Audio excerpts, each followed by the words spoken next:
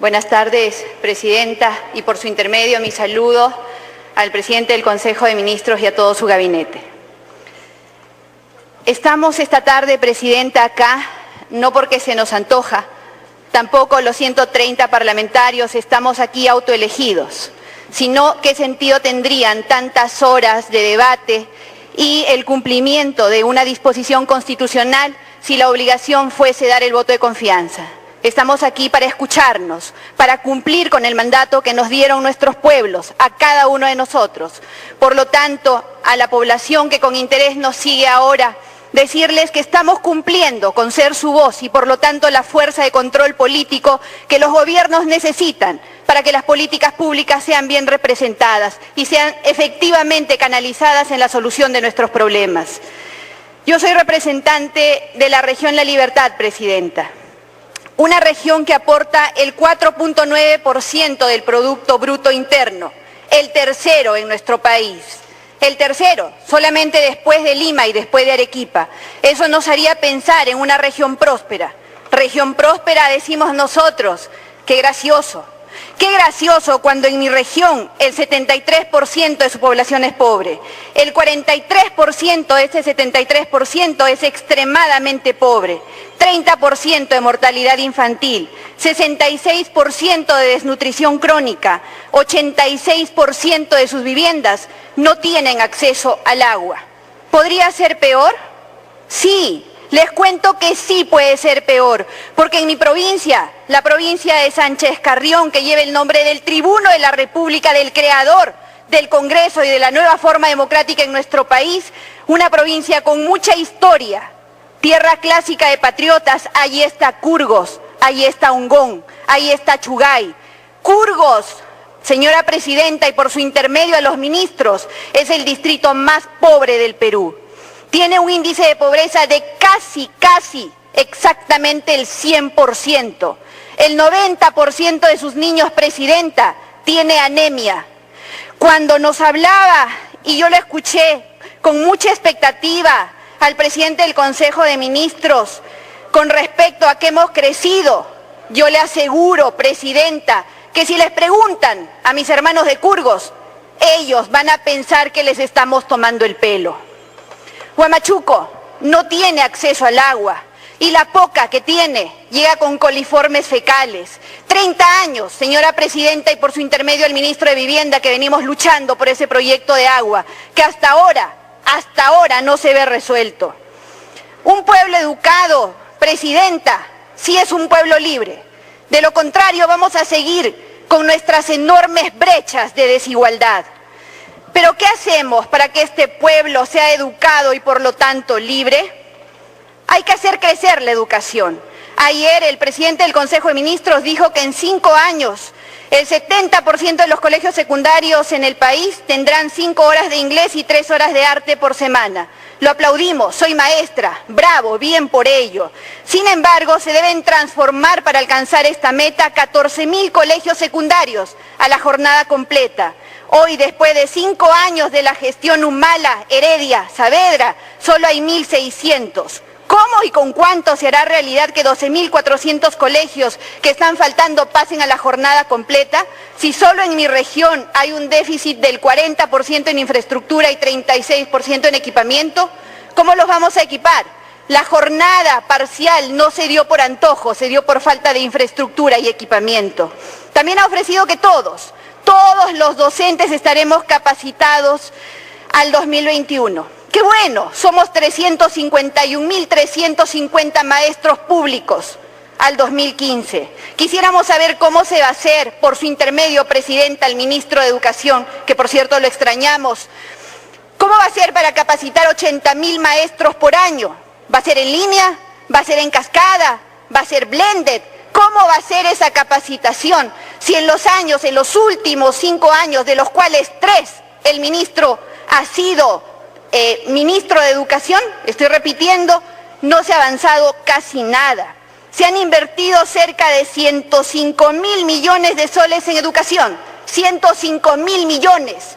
Es muchísimo dinero para que la aguja del rendimiento escolar se haya movido tan poquito, tan tristemente pobre. En secundaria, en nuestro país, el 90.5% de alumnos del segundo de secundaria no razona matemáticamente y el 85.5% no comprende lo que lee. 105.000 millones, 3 años de gestión. Y lo vamos a seguir aplaudiendo como uno de los mejores ministros de los últimos tiempos en educación. Que nos respondan por lo menos las tremendas inquietudes que en este sector tenemos. Y además, nos anuncia el ministro que promoverá la educación privada. ¿Por qué? ¿No debemos privilegiar la educación pública? ¿Acaso no tiene graves deficiencias como para pensar en promover la educación privada? ¿Acaso los pobres del Perú, que tienen grandes necesidades de que se cierren estas brechas de desigualdad, no merecen atención prioritaria? En menos de 100 días, dice el ministro, presentará al Congreso una propuesta de cambios a la ley de la reforma magisterial. ¿Otra? ¿Cuáles cambios? Y quisiera, ya que estamos en una sesión para otorgar voto de confianza, irme un poquito más allá. ¿Cómo podemos nosotros creer en esas propuestas? ¿Cómo podemos creer en una evaluación meritocrática? Por ejemplo, cuando hablamos del proceso ahora que se hizo para poder determinar quiénes deben ser directores de las unidades de gestión educativa local.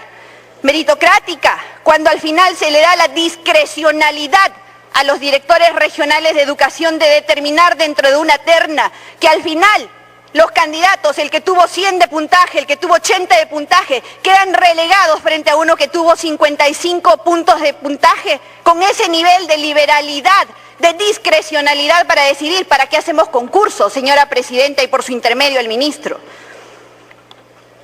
¿Confianza? Sí, claro, el Perú necesita.